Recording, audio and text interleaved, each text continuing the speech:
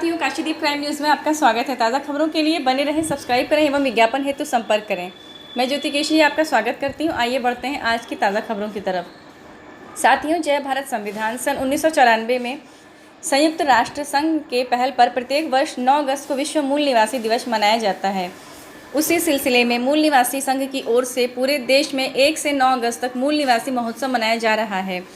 इसी कड़ी में आज मूल निवासी संघ इकाई वाराणसी की ओर से राजा तालाब क्षेत्र के दीपापुर गांव में मूल निवासी दिवस मनाया गया, जिसमें वक्ताओं द्वारा लोगों को बताया गया कि SC, ST, OBC और इनसे धर्म परिवर्तित अल्पसंख्यक ही इस देश के मूल निवासी हैं और यहाँ के धन, धरती और राजपाट में हमारा भी अधिकार होना ही चाहिए।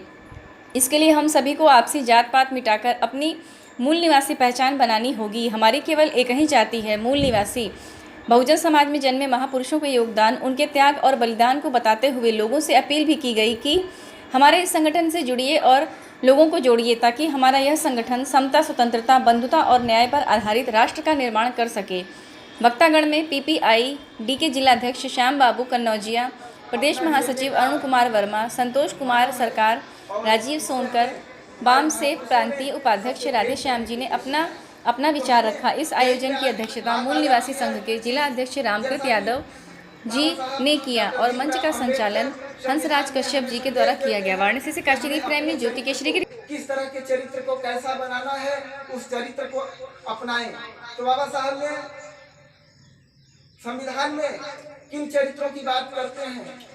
न्याय, स्वतंत्रता, समता और इन सबको पोषित करने वाली बंधुता बढ़ाने की बात करते हैं। तो आप न्याय की बात करते हैं तो इसका मतलब क्या है कि न्याय कहां से आएगा? न्याय हम सबके बीच में होगा, हम सभी के जहन में होगा, हमारे विचारों में होगा। यदि हम न्यायप्रिय होंगे, हम अपने साथ न्याय करते होंगे, हम न्याय की इच्छा रखते होंगे, तो हम दूसरे के साथ न्याय करेंगे। तो ये क्या हो गया? हमको व्यवहार, चरित्र, इस व्यवहार को हमें अपनाना होगा। हमें यह उम्मीद नहीं करना होगा कि कोई हमें न्याय देगा। हमें न्याय करेंगे, एक माहौल बनेगा, सभी लोग न्यायप्रिय होंगे तो न्याय ही न्याय दिखेगा। न्याय कहीं मांगने की जरूरत नहीं पड़ेगी। साथियों, तो बाबा साहब ने हमें संदेश दिया है कि हमें न्याय, हमारे अंदर न्यायिक चरित्र होनी चाहिए। न्यायिक चरित्र हम सभी एक दूसरे भाइयों के साथ, बहनों के साथ, माताओं के साथ, बच्चों के साथ, अपने पड़ोसियों के साथ, अन्य अन्य जो जातियों के रूप में हमारा मूल निवासी समाज बिखरा हुआ है, इन मूल निवासी समाज के हर जातियों के साथ हमें न्याय करना है। हमें किसी के साथ अन्याय नहीं करना है। जब ये चरित्र हमारे अंदर आ जाएगा, न तो लड़ाई होंगे, न झगड़े होंगे, न जड़ जमीन का विवाद रह जाएगा, न किसी से डाह और ईर्ष्या रह जाएगी। ये संदेश बाबा साहब ने संविधान के माध्यम से दिया है। इसी के साथ न्याय, स्वतंत्रता की बात हम करते हैं। तो स्वतंत्रता, कैसी स्वतंत्रता? हम स्वतंत्र होना चाहते हैं। क्या हम किसी को परतंत्र करके स्वतंत्र रह सकते हैं? क्या ऐसी परिस्थिति पैदा करके हम स्वतंत्र रह सकते हैं? यदि किसी से हम दुश्मनी, लड़ाई झगड़े करते हैं तो क्या वो हमारे आधे हाथ दुश्मन का वो साथी नहीं बनेगा? क्या इससे शांति आएगी? नहीं आएगी। तो हमें एक दूसरे के साथ स्वतंत्रता की जो बात करते हैं, स्वतंत्रता का व्यवहार करना पड़ेगा। हमें स्वतंत्र चरित्र अपनाना पड़ेगा। तो स्वतंत्र चरित्र अपने बीच में, यदि हम स्वतंत्रता चाहते हैं तो अपने भाई, अपने बच्चों, अपने माता बहनों, अपने संबंधियों, अपने पड़ोसियों, तमाम मूल निवासी साथियों के बीच में और वे पढ़ाई करके आगे बढ़ने की उनको ललक जगेगा, उनके अंदर जागृति आएगी। लेकिन ऐसा तभी होगा जब आप लोग चाहेंगे तब।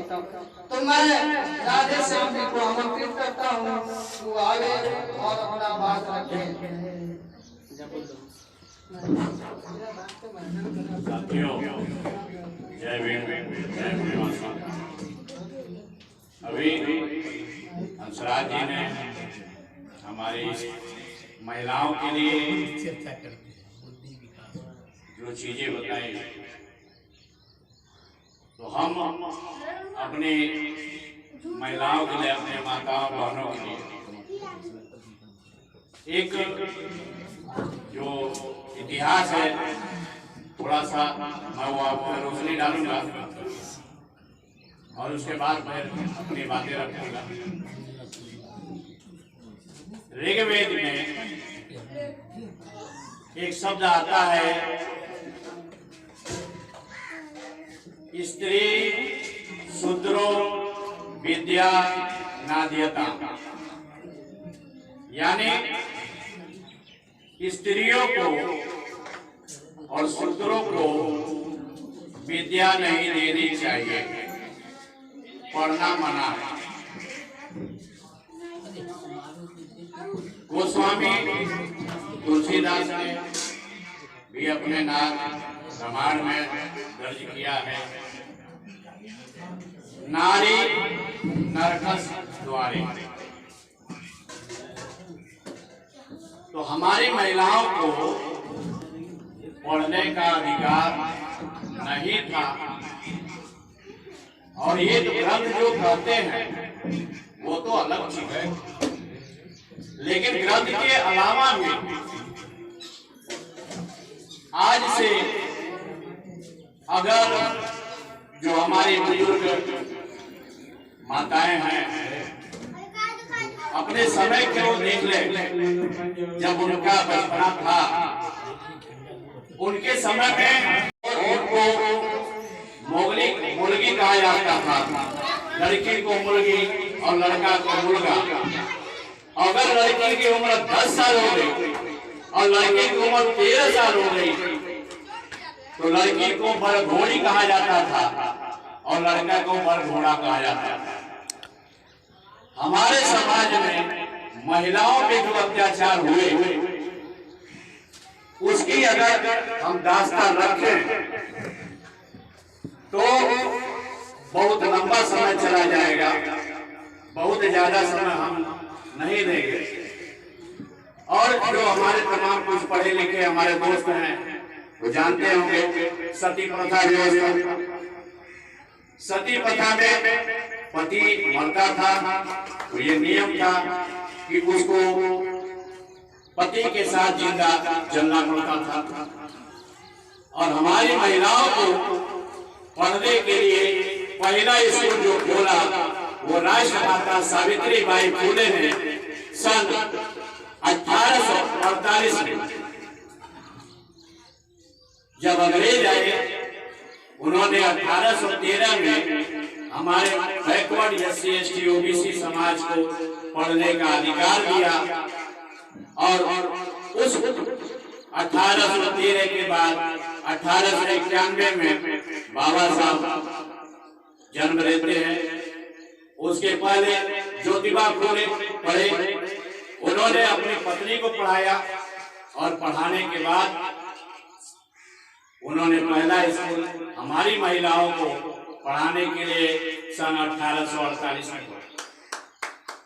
और जिस समय राष्ट्रमाता सावित्री बाई फुले पढ़ाने के लिए जाती थी